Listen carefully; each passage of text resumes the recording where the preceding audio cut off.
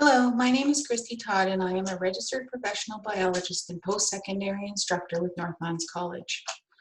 Math and science tend to be tough subjects for many students. The content consists of numbers, calculations, following scientific methods, as well as data analysis and interpretation.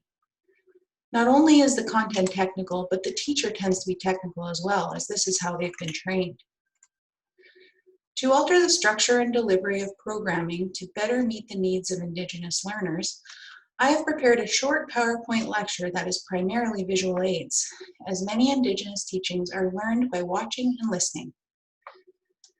Then we will head out for a hike where we will discuss bear safety, look for bear sign, and apply what we have learned from the lecture. The hike will also provide us with a connection to the land. Land-based learning has many benefits not only to Indigenous people, but to all people. We are natural beings. Some benefits of land-based learning are building stronger relationships with our students, making connections with what we hear in a lecture to what we see in nature, and it provides a hands-on learning opportunity. So let's begin with a short lecture on bear biology, ecology, and behavior. Bears are mammals and belong to the family Euricidae.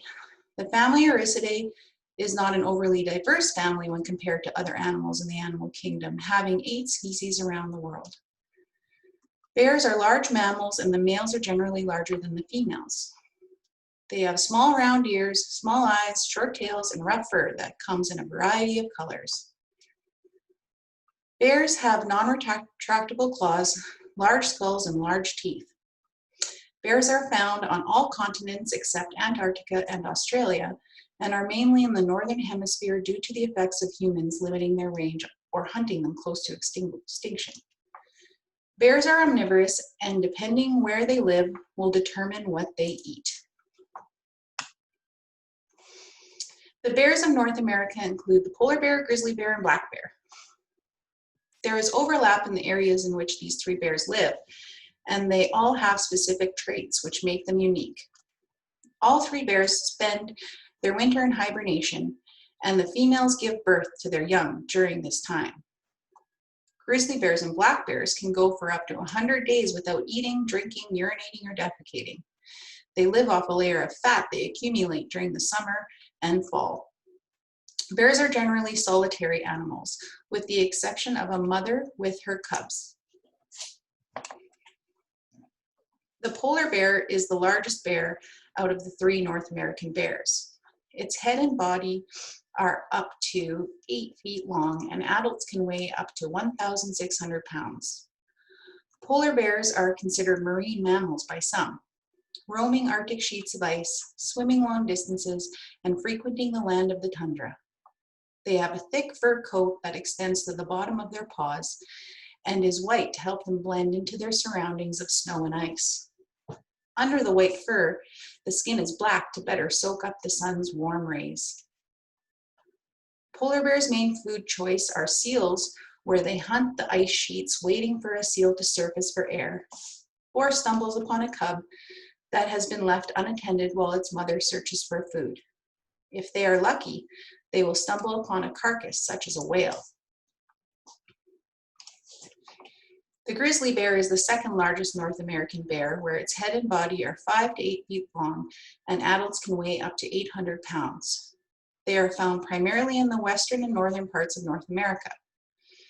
There is a difference in size between coastal grizzlies and inland grizzlies, where coastal grizzlies tend to be larger. They are brown with white or grizzled tips and are sometimes referred to as brown bears.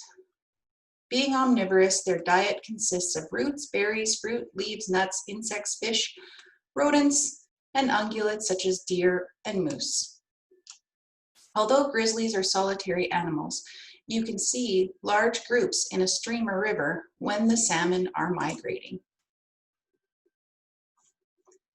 The black bear is the smallest of the North American bear, with its head and body length being up to 6 feet long. They can weigh up to 600 pounds. They are the bear with the largest range across North America, generally living in forests, as they are excellent tree climbers, but are found in other habitats as well.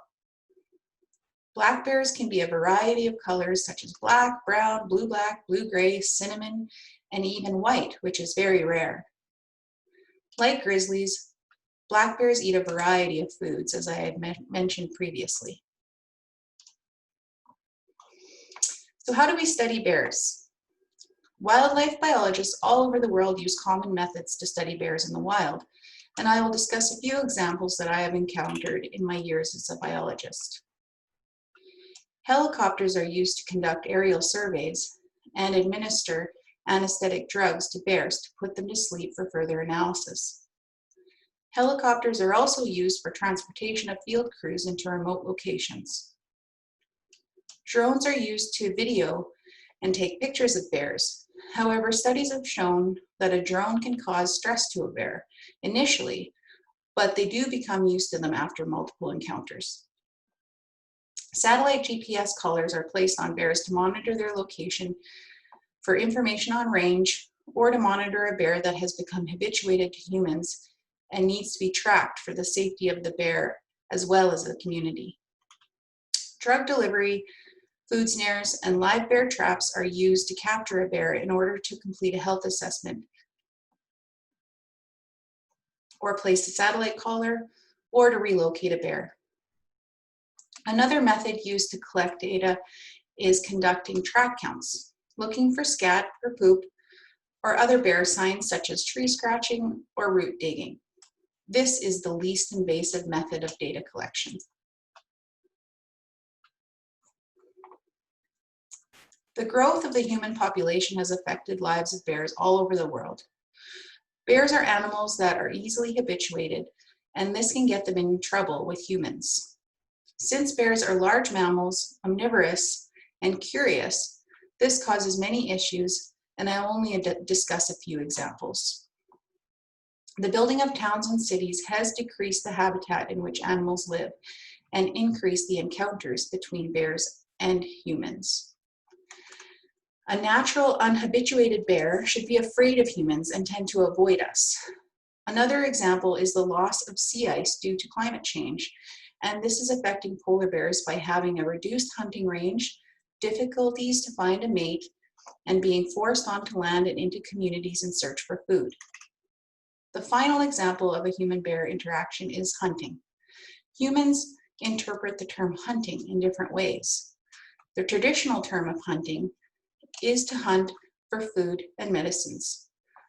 However, in modern times, we have hunters that hunt for sport and trophies. Unfortunately, bears are a species that are targeted by sport and trophy hunters. We use the term such as problem bear in wildlife management. And really, is it the bear that is the problem? Okay, so now we will head out for a hike to apply some of what we have learned today. We'll see you out there.